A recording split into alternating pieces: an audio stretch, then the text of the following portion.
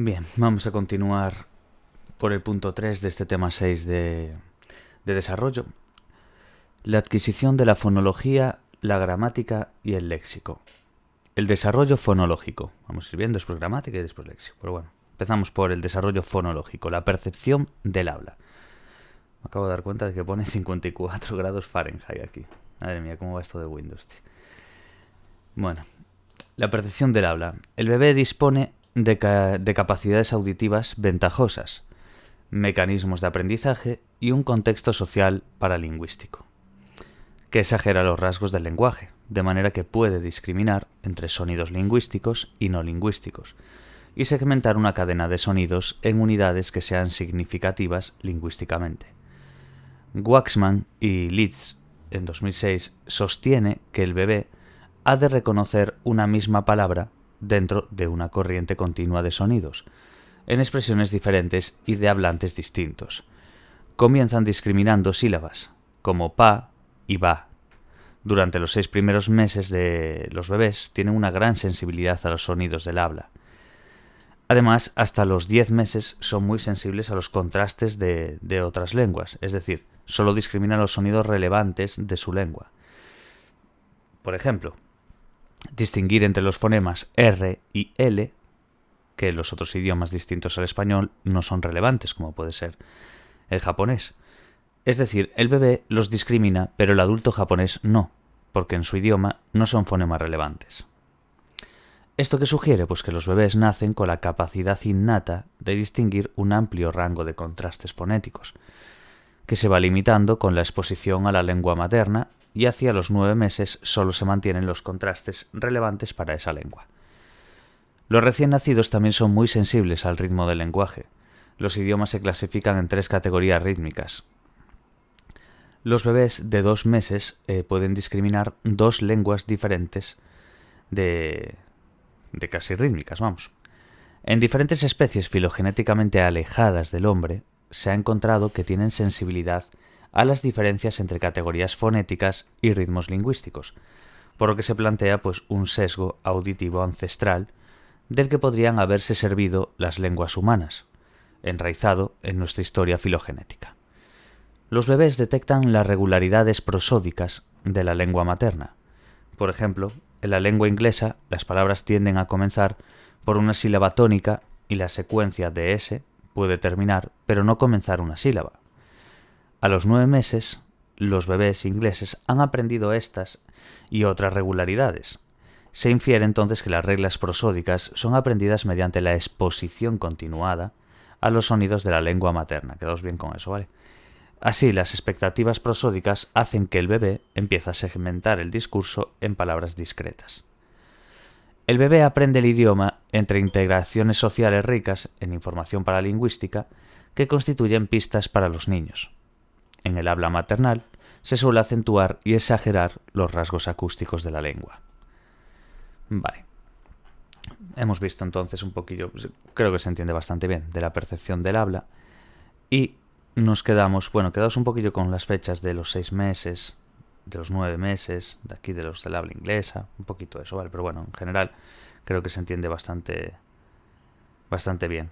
Esto del final también, en el habla materna se suelen acentuar y exagerar los rasgos acústicos de la lengua. Vale, la producción del habla. Desde el nacimiento hasta lo que serían las 8 semanas, desde que nace hasta los 2 meses aprox, los bebés emiten sonidos reflejos, lo que decíamos, gritos, gruñidos y sonidos vegetativos. A los 3 meses, al mes siguiente, intercambian arrullos con los adultos, pero hasta que surgen las sílabas no se considera habla, lo que requiere madurez del tracto articulatorio y de las conexiones sensoriomotoras subcorticales entre el sistema auditivo y el de la producción del lenguaje. Que eso es, sobre los 6-7 meses, a la mitad del año aprox, donde aparece el balbuceo, que es un ejercicio de la capacidad vocal. Los bebés sordos también balbucean, de hecho. Primero balbucean de forma reduplicativa. Un ejemplo, ma, así, porque repiten secuencias de sílabas o combinaciones de vocal consonante vocal, ama, por ejemplo. Son tipos de balbuceos que surgen simultáneamente. Entonces quedaos con eso, ¿vale? desde el nacimiento hasta lo que serían las 8 semanas, los bebés emiten sonidos reflejos. Luego, a los 3 meses, intercambian arrullos con adultos. Y luego, hasta que no haya sílabas, por así decir, no se considera el habla. Y eso requiere de cierta madurez, etcétera, dentro de lo que es el organismo. Sobre los 6 o 7 meses, lo que es a la mitad del año, aparece el balbuceo. Incluso los bebés sordos también balbucean, para que se vea. Primero balbucean de forma reduplicativa, como dijimos, mamá, y después ya va metiendo consonante vocal y demás, como ama, ama, ama. Esos son tipos de balbuceos que surgen simultáneamente. En todas las culturas, ojo con esto, los bebés empiezan con los sonidos consonánticos. La P, la B, la M y la vocal A. Los bebés sordos también balbucean, como dijimos anteriormente, con las manos si sus padres también son sordos y emplean el lenguaje de signos. De manera que realizan movimientos que reflejan los mismos patrones de combinaciones consonánticas y vocálicas que los niños oyentes. Es decir, el balbuceo está determinado de forma innata, aunque luego se ajusta a los patrones lingüísticos de manera que, por ejemplo, los niños sordos producen distintos patrones que los oyentes, y estos últimos. Dependiendo de las comunidades lingüísticas, también producen distintos patrones de balbuceo, lógicamente. Se ha debatido sobre la función del balbuceo, y se reconocen posiciones diferenciadas. Por ejemplo, Roman Jakobson consideraba el balbuceo como un proceso orientado biológicamente, y que entre este y las primeras palabras existía un periodo de silencio. Recientemente se ha revelado que es un proceso continuo, porque el balbuceo y las primeras palabras emplean el mismo repertorio de sonidos.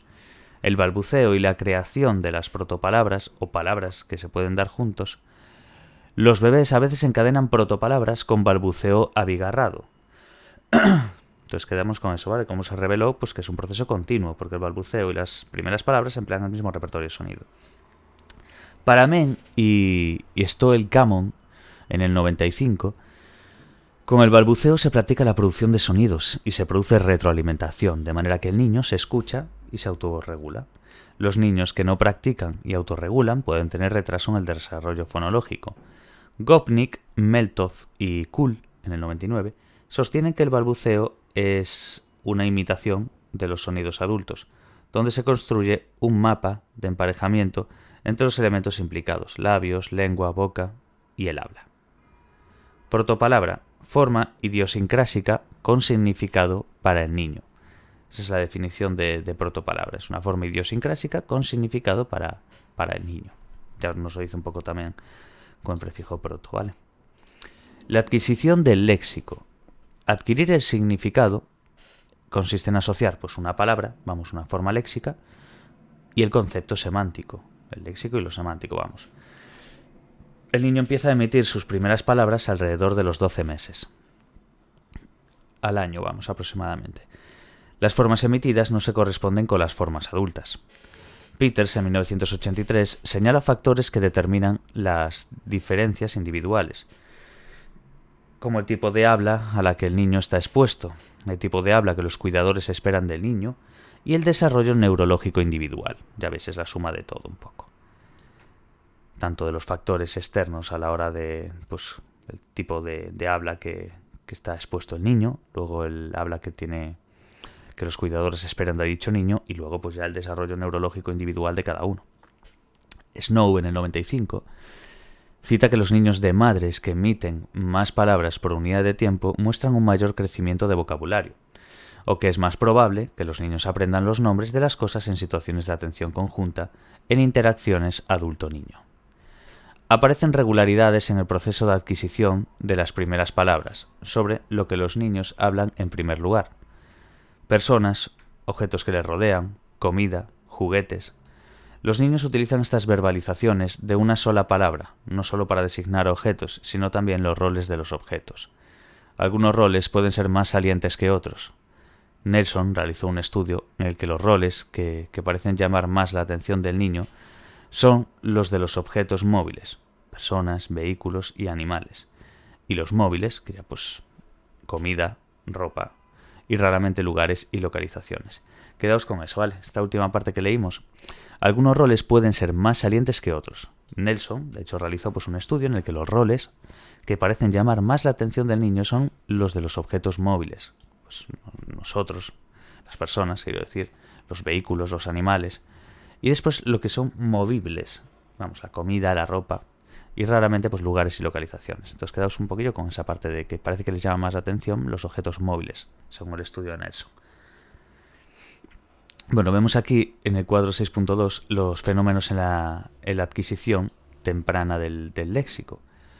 A. Dependencia del contexto. Al principio, cuando se adquiere una palabra, se utiliza solo en contextos muy específicos. Por ejemplo, solo se utiliza la palabra perro para designar un dibujo concreto, y solo cuando el desarrollo léxico va teniendo lugar se empieza a descontextualizar, es decir, a ser utilizada en un rango mucho más amplio de situaciones, pues por ejemplo para designar cualquier dibujo que represente a un perro. Eso es lo que es la dependencia del contexto.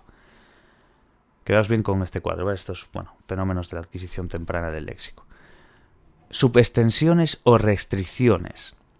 Pues consiste en el uso por parte del niño de una palabra en distinta situación para referirse solo a una parte de un conjunto mucho más amplio de objetos, acciones, estados o propiedades. Por ejemplo, la utilización restringida de la palabra perro solo para referirse a una raza de perros. ¿Entendéis? Básicamente se refiere solo a una parte de un conjunto que es más amplio. De ahí que diga perro para referirse solo a una raza de perros. Sobreextensiones, si hay subextensiones o restricciones, que es lo que acabamos de leer, habrá una sobreextensión. ¿Qué es una sobreextensión? Pues consiste en la utilización de una sola forma léxica para referirse no solo a un conjunto de objetos, acciones, estados o propiedades que están correctamente etiquetadas con una palabra, sino también, y de forma errónea, lógicamente, para referirse a otros conceptos diferentes que normalmente comparten como ciertas propiedades. Por ejemplo, el niño utiliza la palabra perro para referirse correctamente a los diversos tipos y razas de perro, pero también a otros animales que comparten ciertas características. ¿Por qué? Pues, por ejemplo, que tienen 4 patas. Entonces ella va a decir perro también, pero no es un perro. Entonces, que son aproximadamente pues del mismo tamaño. Si a lo mejor pues ve un gato o algo parecido, va a decir, mira, otro perro. Lo que está haciendo es una sobreextensión. Se está refiriendo no solo a un conjunto de acciones y demás, ¿sabes? Sino también de forma errónea para referirse a otros conceptos que normalmente pues tienen como una cierta propiedad. En este caso, pues perro con 4 patas.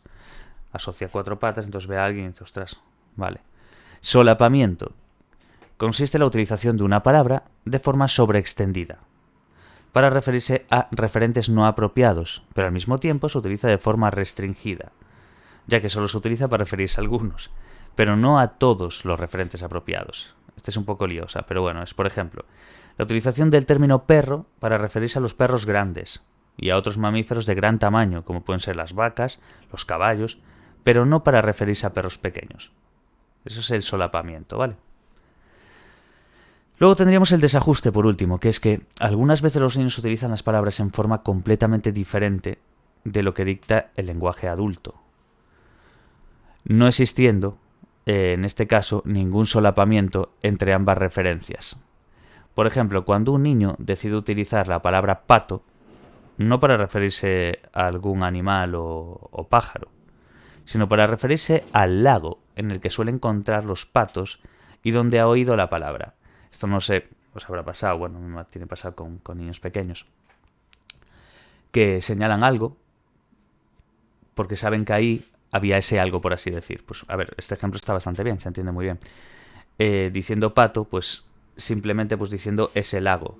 Como sabe que en ese lago hay patos, dice pato o patos. Llévame ahí donde hay patos, señalando el lago. Eso es un desajuste. Utilizan esas palabras, pero en forma completamente diferente de lo que dicta el lenguaje adulto, que sería el nuestro. Vale. Un estudio longitudinal de Dromi, en 1987, encontró en una muestra de 276 palabras que el uso dependiente del contexto y la referencia restringida o subextensión tendían a ocurrir muy pronto en la historia de una determinada palabra, mientras que la sobreextensión tendía a ocurrir bastante tarde, aunque unas pocas palabras se utilizaban de forma sobreextendida desde el inicio. Quedaos muy bien con esto, ¿vale? Con este estudio longitudinal que nos hizo Dromi, 276 palabras, tal. Quedaos con la parte de la subextensión que habíamos dado aquí, ¿veis? Subextensión o restricción. Simplemente nos quiere comparar estas dos. Extensión tendría a ocurrir muy pronto en la historia de una determinada palabra, mientras que la sobreextensión tendría a ocurrir más tarde. Quedaos con eso. Sin embargo, había un gran número de palabras, 136, que no mostraron cambios en su uso durante el periodo del estudio. Lo podéis ver aquí ya en otra gráfica. Aquí lo veis de 8 a 16 meses y de aquí es de 16 a 30 meses más adelante. El ritmo de crecimiento del número de palabras es muy lento durante el primer año. Tras un periodo de crecimiento muy lento, a partir de los 12 meses al año, se produce pues un incremento abrupto, que se ve bastante bien. Mirar aquí, a partir del 12 el pico, pum, para arriba. Vale. Pues se produce ese incremento abrupto. Simplemente lo que nos quiere decir pues que el ritmo de crecimiento del número de palabras desde el nacimiento hasta el año es muy lento. ¿Qué es lo que pasa? Que después de ese crecimiento muy lento, a partir del año, de los 12 meses, se produce pues un incremento abrupto. La pauta de desarrollo del vocabulario infantil en cuanto a la producción de palabras es algo más tardía, produciéndose un incremento semejante pues, a partir de los 18-24 meses, aquí con lo de las palabras, ¿vale? Una cosa es lo que es es como el habla, por así decir, por lo que se empieza, pero luego, dentro del vocabulario infantil, a lo que sería la producción de palabras en sí, es algo más tardío. Entonces eso suele ser 18-24 meses. Lo que sería pues al año y medio, 2 años. Ahora nos dice, alrededor de los 2 años y medio, el niño cesa de hacer sobreextensiones y pregunta frecuentemente pues por el nombre de las cosas directamente, lo que hace que vaya aumentando el significado de las palabras. Ejemplo, el niño ya utilizaría una palabra distinta para cada animal. Quedaos ahí, ¿vale? A partir de los 2 años y medio. En esta materia es mucho de datos por meses y demás, entonces es importante acordarse de estas cosas, ¿vale? Quedémonos con eso, que el número de crecimiento era muy lento al principio, después a partir de los 12 meses se produce un incremento abrupto, después en el desarrollo del vocabulario infantil hay un incremento entre lo que es el año y medio y los 2 años, vamos, 18 y 24 meses, y luego ya a partir de los 2 años y medio por ahí, el niño ya deja de utilizar sobreextensiones y demás, y pregunta ya preguntas frecuentes de las cosas, pues va diciendo qué es esto, qué tal, entonces va aprendiendo, y el niño ya empezaría a utilizar palabras distintas para cada animal, suponiendo el ejemplo anterior, cuando hablábamos de perro y demás. El súbito incremento en el número de palabras pone de manifiesto su carácter no lineal, de hecho lo visteis aquí cuando os lo enseñé, que plantea dificultades a las teorías explicativas existentes, y sin embargo puede ser simulado por las redes conexionistas. Asimismo, la aparición del lenguaje varía ampliamente, y existen niños, de hecho, que no empiezan a hablar hasta los 2 años. Entonces es un poco... Al no ser lineal, ¿sabes? Al ser no lineal, pues tiene unas ciertas dificultades para que haya teorías explicativas. Adquisición de la gramática. El conocimiento requerido para producir frases morfosintácticamente correctas es de una notable complejidad. Algunos autores piensan que el niño va adquiriendo progresivamente las reglas gramaticales a través del contacto con una determinada lengua, mientras que otros, los seguidores del enfoque de chomskiano, de Noam Chomsky, defienden la existencia de un dispositivo innato de adquisición del lenguaje, lo que le llaman el DAL, dispositivo de adquisición del lenguaje. Los partidarios del enfoque conexionista formulan modelos de redes para dar cuenta de los patrones de adquisición mostrados por los niños. Etapas en la adquisición de la gramática. Vamos a ir viendo. Las primeras palabras producidas por los niños no están sujetas a las reglas gramaticales. Se caracterizan las palabras frase u holofrases. Quedaos con eso, ¿vale? Para los psicolingüistas influidos por Chomsky, este periodo de habla holofrásica, de las holofrases, pues es una habla holofrásica, que es emisión de vocales pregramaticales de una sola palabra con significado global. Expresa pues la existencia de un universal lingüístico del tipo sujeto-verbo-objeto. Por ejemplo, Ana quiere pan. Conocido ya por la niña. Vamos, algo innato, es lo que nos quiere decir. La niña dice una única palabra, pan, que designa a la vez al sujeto, al verbo y al objeto. Ana quiere pan. Estas primeras emisiones son de carácter pregramatical Las construcciones no son sintácticas, sino apuestas o hipótesis que surgen de un orden icónico, perceptivo, dependientes del contexto, de origen pragmático, caracterizadas por un procesamiento lingüístico lento y una gran ambigüedad informativa. A los 18 meses comienzan a aparecer en el habla del niño las primeras producciones organizadas gramaticalmente. A los 18 meses, año y medio. Comienza a aparecer, pues eso, en el habla del niño las primeras producciones organizadas gramaticalmente. Son emisiones de 2 o 3 palabras que el niño combina mediante un sistema propio que no es copia del adulto. Están caracterizadas por la ausencia de nexos y de morfemas, por lo que se denomina habla telegráfica. Quedaos con eso, ¿vale? Brain en el 63 lo llamó gramática pivote. Existen dos tipos de palabras, pivotes y abiertas. Las palabras pivotes son un pequeño número de palabras que aparecen muy frecuentemente en las emisiones de 2 palabras y que se combinan con las de clase abierta, que son las muy poco frecuentes, y están sometidas a determinadas reglas. Las palabras pivotes siempre ocupan una posición fija, no pueden combinarse entre sí y no pueden emitirse solas. Por ejemplo, aquí, nena, donde aquí es una palabra pivote en posición inicial, ya veis, fija. Esto ha sido cuestionado porque no todos los niños utilizan estructuras pivotales en sus verbalizaciones de 2 palabras. Se hace difícil explicar la transición de las estructuras pivote a relaciones gramaticales como sujeto y predicado. Entonces hay que sabérselo, pero también hay que ver que no todos los niños utilizan estructuras pivotales. Con las emisiones de 2 palabras comenzaría la gramaticalización. Las emisiones se caracterizan por la inclusión de variaciones morfológicas, uso formal del orden de las palabras, construcciones sintácticas complejas, relativa independencia del contexto, certidumbre informacional y un procesamiento lingüístico relativamente rápido. En las primeras fases del proceso de gramaticalización, el niño utilizaría reglas defectivas o prereglas, basadas solo en un análisis parcial de las regularidades entre la forma de las palabras y la función que cumplen. Esto conduce a los niños a cometer errores de 2 tipos, según López Ornat en el 94. De omisión de marcas gramaticales obligatorias y de comisión, es decir, de selección de una marca gramatical no adecuada. Quedaos con eso, ¿vale? Omisión, comisión. Omisión, marca gramatical obligatoria, comisión, marca gramatical no adecuada. Bueno, veis ahí. Vamos a ver ahora la parte, cuando dice he ácido un dibujo, pues posteriormente, según esta autora, el niño pasaría a una fase en la que los niños aplican reglas formales pero de forma rígida, sin tener en cuenta las excepciones. Aparece el fenómeno de la sobreregulación o hiperregulación. Los niños aplican una regla gramatical cuando no se debe aplicar. Vemos ahí, he ácido un dibujo. Alrededor de los 3 años, el niño adquiere reglas gramaticales propias del adulto. Entonces, alrededor de los 3 años o por ahí, el niño adquiere unas reglas gramaticales propias de un adulto ya. Vimos antes que cuando empezaba eran unos 18 meses, año y medio por ahí. Y ahora vemos que cuando adquiere las reglas gramaticales propias de un adulto es sobre los 3 años. Puede corregirse errores en otros.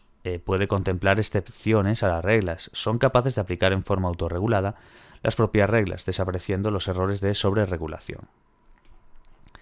El límite final del proceso de gramaticalización se ha establecido en el amplio periodo que va de los 7 a los 12 años. Se puede observar que el desarrollo gramatical comienza hacia los 18 meses, aunque existen sujetos que a los 2 años siguen produciendo emisiones de una sola palabra, que no muestran ninguna complejidad gramatical, como vamos viendo por ahí. Vale, vemos la figura esta, que es el desarrollo de la complejidad gramatical entre los 16 y los 30 meses. Lo veis desde aquí hasta los 30. Veis la media y las desviaciones típicas, negativa y positiva. Bueno, la sobreregulación morfológica. La sobreregulación se detecta en la sintaxis, la semántica, la fonología y la morfología. En la producción de formas verbales hay una tendencia a regularizar los verbos, aplicando terminaciones regulares a todos. Por ejemplo, en lugar de decir hecho, el niño dirá hacido, porque aplica la regla del participio pasado a un verbo irregular. Es una evidencia en contra de los que suponen que el lenguaje se adquiere solo por imitación de las formas lingüísticas de los adultos. La sobreregulación tiene una forma de U, donde inicialmente hay una actuación casi sin errores. Luego, sí cometen muchos, que es lo de sobregeneralizar las reglas, lo que dijimos antes. Y por último, pues los corrige. Bloom, en el 93, nos dice que en el primer estadio, los niños aprenden formas verbales por memoria repetitiva, registrando las formas regulares e irregulares. En el segundo estadio, los niños descubren que existen reglas que les permiten crear las formas verbales, lo que les hace cometer errores con los verbos irregulares. De ahí lo del ácido y demás. ¿Por qué los niños dejan de sobreregularizar en el tercer estadio? Puede ser por... Quedaos con eso, ¿vale? Tercer estadio, cuando dejan de sobreregularizar. ¿Y el por qué? Puede ser por la corrección o retroalimentación por parte de los adultos, cuando se equivocan, aunque las evidencias lo desmienten. B, que las formas verbales que no oigan en los adultos las dejen de sobreregularizar, es decir, son conservadores, pero no explica por qué no lo hicieron antes. Y C, que el niño bloquee los ítems que ya existen con anterioridad en el léxico. Por ejemplo, hecho bloquearía a ácido, pero tampoco explica la hiperregularización inicial. La explicación tradicional de la sobreregulación supone la existencia de un modelo de doble ruta, un almacén de memoria donde se registran las formas irregulares y un sistema de reglas que construye las variedades morfológicas, pasados, plurales, ya sabéis. Desde el enfoque conexionista se propone un solo mecanismo. Rumelhor y McKillan, en 1986, simularon la secuencia evolutiva típica mediante un asociador de patrones simples y una regla de aprendizaje basada en la regla de Hebb, que postula que la fuerza de conexión entre dos unidades de una red neuronal aumenta cuando se activan simultáneamente, también citada ya en otras materias. La entrada input es una representación fonológica del tema verbal y la salida output es una representación fonológica del pasado verbal. Observaron que al principio hay una actuación muy buena de los niños con los verbos regulares e irregulares y luego aparece la sobreregularización, que acaba desapareciendo con el entrenamiento, que es la forma de U. Pero Pinker y Prince, en 1988, critican que el entrenamiento de este modelo no se corresponde con la experiencia real de un niño y que además entre el primer y segundo estadio se presentó una tasa abrupta mayor de verbos regulares e irregulares. 1 comenzaron con 8 verbos regulares y 2 irregulares, y 2 abruptamente se pasó a unos 420 verbos, que son 76 irregulares y 334 regulares. Aunque el problema del cambio abrupto en el entrenamiento ha sido resuelto con otros modelos conexionistas como los de Plunkett y los de Markman, trataron de simular la fase inicial en que los niños aprenden de memoria el pasado de unos pocos verbos regulares e irregulares. Comenzaron el entrenamiento con 10 verbos regulares e irregulares y después gradualmente se incluyeron más verbos de forma creciente hasta llegar a los 500. Este modelo se adecúa a los datos que hay sobre adquisición en los tiempos pasados en inglés y los errores de generalización. Os quedaos bien con ese, ¿vale? Punto 4. Vamos a dar un sorbo de agua que ya me voy quedando sequito.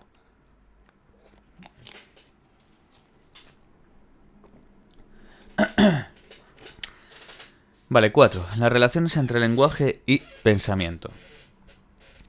En la historia de la preocupación por la relación entre lenguaje y pensamiento, destaca la tendencia a minusvalorar las capacidades de quienes no poseen un lenguaje similar al nuestro. Kuller, en 1917, investigó con chimpancés y desveló su capacidad de resolución de problemas sin aparato fonador. Piaget, en el 36, demostró que la capacidad del bebé humano para interpretar y aprender antes del lenguaje. Para Piaget, el pensamiento es anterior al lenguaje. Watson, en el 19, desde su paradigma conductista, nos decía que el pensamiento solo es una forma más de lenguaje, una especie de habla subvocal, donde los movimientos articulatorios del habla eran atenuados o resultaban incompletos. Para él, ambos fenómenos quedaban localizados en una actividad externa y observable, los movimientos articulatorios del habla. Por su parte, Chomsky sostiene la total independencia del lenguaje. Pero la mayoría de autores admiten que hay una cierta influencia mutua entre lo que es el pensamiento y el lenguaje. Por ejemplo, Piaget sostuvo que el lenguaje podía potenciar el desarrollo intelectual y que las operaciones relacionadas con el razonamiento formal, que exige elaboración, manipulación, enunciados proposicionales, no serían posibles sin el concurso del lenguaje. Aunque para él el desarrollo del lenguaje está subordinado al pensamiento. Quedaos con eso, ¿vale? La parte de Piaget. Quedaos también con Chomsky cuando nos sostiene que es totalmente independiente del lenguaje, el pensamiento. Para Vygotsky, en sus inicios, lenguaje y pensamiento son dos ámbitos diferenciados. En el curso del desarrollo, los caminos del lenguaje y el pensamiento se cruzan. Posteriormente, el lenguaje y... Básicamente, sí. Posteriormente, el lenguaje y pensamiento evolucionan conjuntamente para alcanzar el pensamiento verbal. Piaget y el lenguaje egocéntrico. Muy importante esta parte que vamos a ver ahora, ¿vale? Quedaos un poquillo con lo que fuimos viendo de Chomsky, Watson, Kuller, Piaget, Vygotsky, un poco. Vale, Piaget y el lenguaje egocéntrico. La teoría de Piaget apoya el origen de la inteligencia lógica en las acciones que el bebé realiza sobre su entorno, y en su propia acción interpretadora y en la interacción con los demás. Según él, la capacidad de comunicación con los otros no aparece plenamente hasta la etapa de operaciones concretas, de los 7 y 8 años, por lo que llamó a este lenguaje de los niños pequeños lenguaje egocéntrico. ¿Vale? Entonces, según él, la capacidad de comunicación con los otros no aparece plenamente hasta la etapa de operaciones concretas, que son los 7 y 8 años. Por lo que llamó pues, a este lenguaje el lenguaje egocéntrico. Quedaos muy bien con Piaget. Es que este libro va básicamente de él.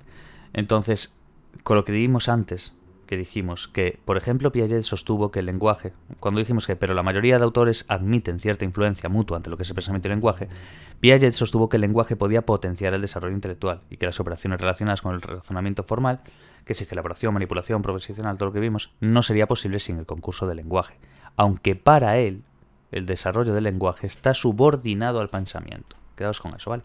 Digo, para ir entendiendo un poco esto. Y básicamente es eso. La parte de su teoría es el lenguaje egocéntrico, que básicamente pues es que nos comunica que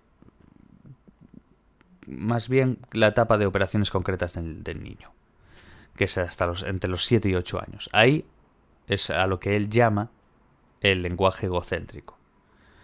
Entonces, su teoría apoya el origen de una inteligencia lógica en las acciones que el bebé realiza, sobre el entorno que tiene y su propia acción, y cómo interactúa con los demás. Luego, según él, esa capacidad de comunicación con los otros no aparece plenamente hasta lo que él llama el lenguaje egocéntrico, que sería pues en la etapa que él dijo anteriormente, que eran las operaciones concretas, que es entre los 7 y los 8 años. El niño habla solo de sí mismo, de ahí lenguaje egocéntrico, ego, y no se adapta al punto de vista de los demás, sin importar si está siendo escuchado. Para Vygotsky está relacionado pues, con la regulación de la propia conducta, distinguiéndolo del habla comunicativa. Piaget identifica 3 variantes del habla egocéntrica, muy importante. Repetición, pues son sílabas y sonidos. Monólogo, que es pues un soliloquio, básicamente. Un monólogo, ya sabéis, sabemos todo lo que es. Y luego un monólogo colectivo, que es donde varios niños hablan sin escucharse ni responderse. Hace un monólogo, hace un soliloquio cada uno, pero en grupo. Imaginaos, cada uno hablando, pero a su bola. Donde varios niños hablan sin escucharse ni responderse. Para Piaget, el egocentrismo intelectual induce a los niños a sentirse comprendidos por los demás casi automáticamente, por lo que prescinden del esfuerzo por hacerse entender. Piaget aclara con el tiempo, en 1962, que el egocentrismo del lenguaje se debe a la inhabilidad para descentrarse del propio punto de vista, y no a una deficiencia o una deficiente socialización. Es básicamente por la falta de habilidad, por la inhabilidad para descentrarte de tu propio punto de vista. Vamos, que no tiene nada que ver con una deficiencia sociológica. Sociológica, socialización, más bien. Por lo que no tiene que ver con el autismo ni el hedonismo, vamos. Es de origen intelectual y no emocional. La función simbólica surge a partir de la interpretación individual y sensoriomotora que el niño va construyendo de la realidad. Por tanto, para Piaget, el uso infantil del lenguaje está más cerca de ser el ejercicio de una capacidad que permite el uso de símbolos, que una capacidad orientada a la comunicación y la interacción. El egocentrismo sería la centración del pensamiento. Esto a fuego también, hay que entenderlo bien. El egocentrismo sería la centración, esa palabra, del pensamiento. Piaget situó la desaparición del lenguaje egocéntrico hacia los 7 años. Para entonces el lenguaje adoptaba formas más funcionales, donde se contemplan los puntos de vista ajenos, lo que se debía a la progresiva capacidad del niño de descentrar su pensamiento, lo que decíamos antes. Esto abría la llave a la posibilidad de discutir y razonar desde distintos enfoques. Es la necesidad social de compartir el pensamiento de los demás, de comunicar el nuestro, lo que está en el origen de nuestra necesidad de verificación. Piaget reconoce y destaca el papel del lenguaje y la interacción social como promotores del pensamiento lógico.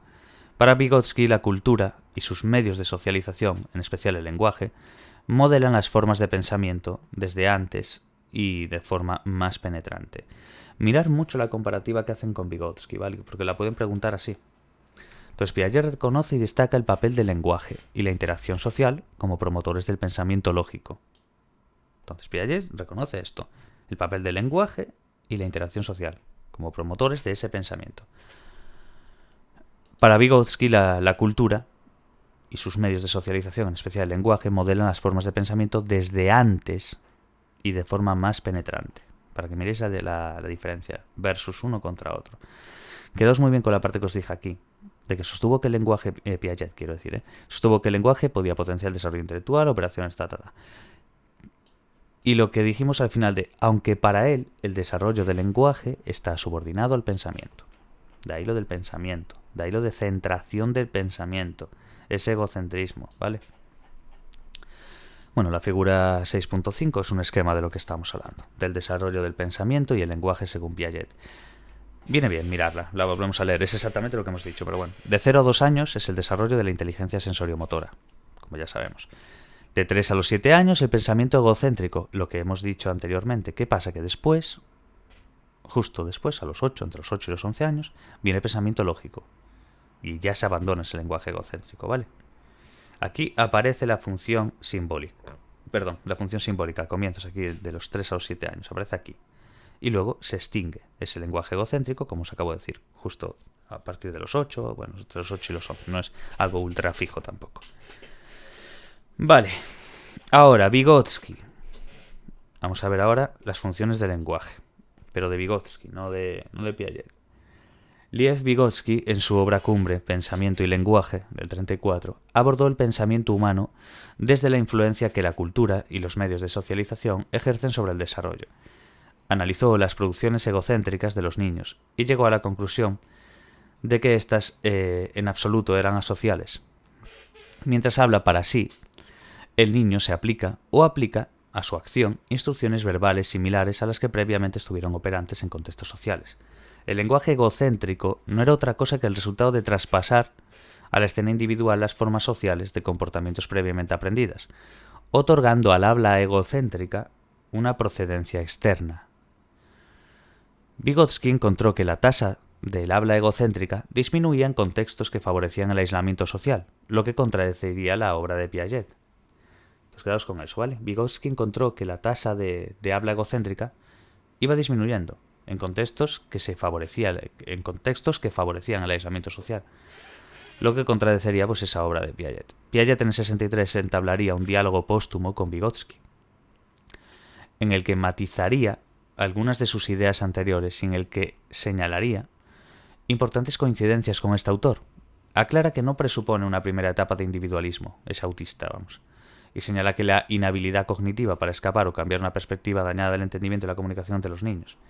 Piaget reconoce que la marcada cercanía entre su trabajo y las tesis psicoanalistas que sostenía el carácter autista y autocentrado del pensamiento infantil podía haber contribuido a esta interpretación radical de su teoría.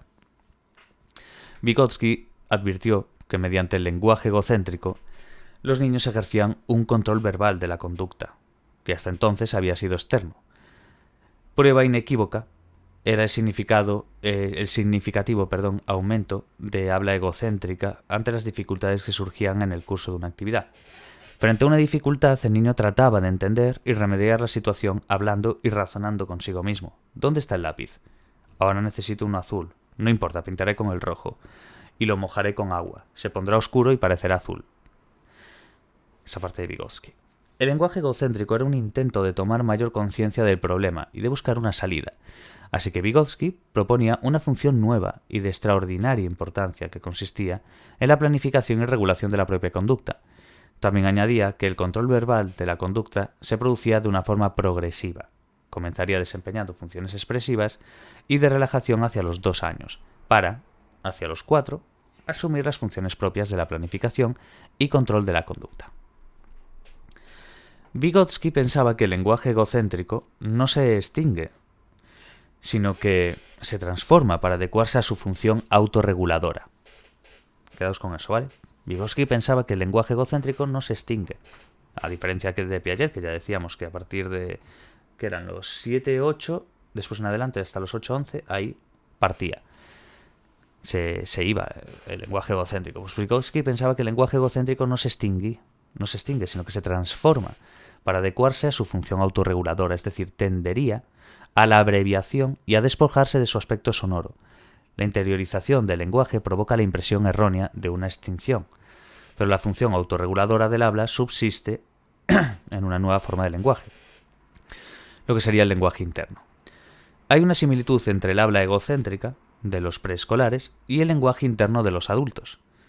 Sus trabajos confirman que al realizar una actividad, los escolares no mostraban habla egocéntrica, pero sí se les preguntaba por lo que habían pensado. Los niños mayores daban explicaciones muy parecidas a lo expresado en el habla audible de los preescolares. Según Vygotsky, vemos ahora el cuadro que vimos anteriormente, del desarrollo del lenguaje y del pensamiento, pero esta vez de Vygotsky, no de Piaget.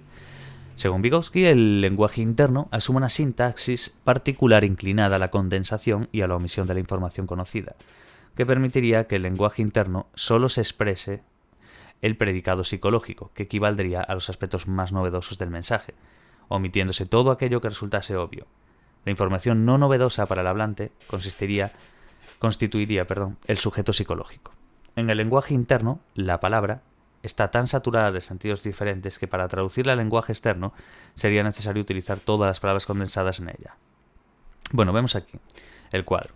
De 0 a 2 años, lenguaje orientado al contacto social y emocional y pensamiento instrumental, nos pone. De los 2 a los 4 hay un lenguaje social. De los 4 a los 6 es el lenguaje egocéntrico. Mirad la comparativa mucho porque suele ser típica de pregunta. De 3 a 7 años en Piaget, pensamiento egocéntrico. Lenguaje egocéntrico también. De los 3 a los 7. Aquí es de los 4 a los 6. Funciones de autorregulación. Y mirar aquí cómo no es que cese el lenguaje egocéntrico, sino que se transforma, se interioriza ese lenguaje egocéntrico, ¿vale? Eso es lo importante, que hay que ver uno versus otro, ¿vale? Suele haber preguntas de comparativa, entonces es interesante saberlo, ¿vale?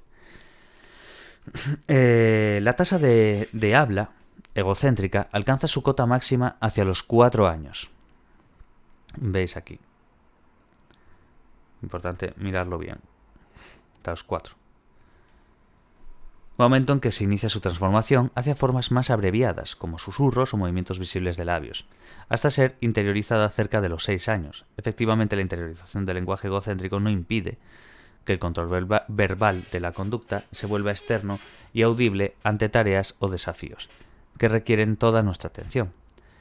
Se ha apuntado que la evolución en forma de U invertida puede suceder también en un desarrollo microgenético. Es decir, cualquier adulto, enfrentado a una tarea desafiante, puede emitir habla egocéntrica como recurso para tomar mayor conciencia de sus procesos e ir interiorizándola a medida que va aumentando su competencia en la tarea. El recurso de hablar en voz alta ha llevado a algunos autores a replantear el habla egocéntrica como una herramienta de solución de problemas. Para Vygotsky, el lenguaje no es un patrimonio surgido del individuo, sino una herencia cultural que procura el contacto social. Considera que el lenguaje y pensamiento tienen orígenes diferentes y que las primeras formas de pensamiento eran ajenas al lenguaje, dedicadas al empleo de herramientas, pues no muy diferente al observado por Kuller en el 1921. El hecho crucial del desarrollo humano consiste en la convergencia de ambas líneas, la intelectual y la lingüística. Según Vygotsky, el lenguaje aplicado a las propias acciones permite cierto distanciamiento de la realidad y aporta una mayor conciencia de los propios procesos mentales. Luria, conocido en 1959, resalta que el habla egocéntrica está estrechamente conectada a la actividad práctica, primero como acompañamiento y después como lenguaje de programación. Para Vygotsky, el habla egocéntrica adopta una expresión diferenciada del habla comunicativa, más acorde a su orientación intelectual. Se atenúa el aspecto sonoro y la articulación es encubierta.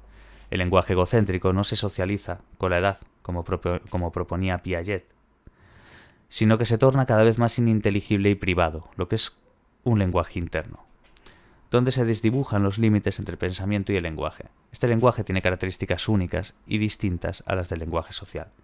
Vygotsky insistía en el carácter histórico y social del pensamiento verbal, que para él no era una forma natural de comportamiento, por lo que tiene unas propiedades y regularidades específicas que no se encuentran en las formas naturales del pensamiento y el lenguaje.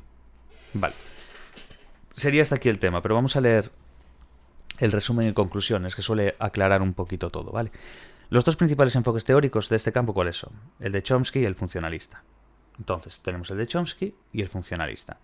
La posición chomskiana, que considera que el lenguaje como una competencia de carácter innato, algo innato, gobernado, pues ¿por qué? Por un conjunto de reglas que determinan esa formación, uso y comprensión de los enunciados gramaticales.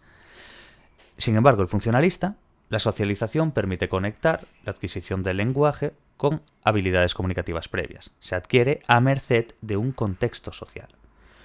La descripción del proceso de adquisición del lenguaje ha abordado sus tres componentes básicos, lo que hemos visto: desarrollo fonológico, adquisición de significado y la gramática, que siguen pues patrones de adquisición diferentes, aunque todos ellos relacionados. Y por último, hemos visto en la obra de Vygotsky sobre las relaciones entre el lenguaje y el pensamiento, que detalla los distintos usos que va asumiendo el lenguaje hasta llegar a ser no solo un instrumento para la interacción social, sino un instrumento para el ejercicio del pensamiento. El autor teje un sólido puente entre la conciencia verbal e individual y la vida social. Así que quedémonos con eso, ¿vale? Pues hasta aquí el tema 6.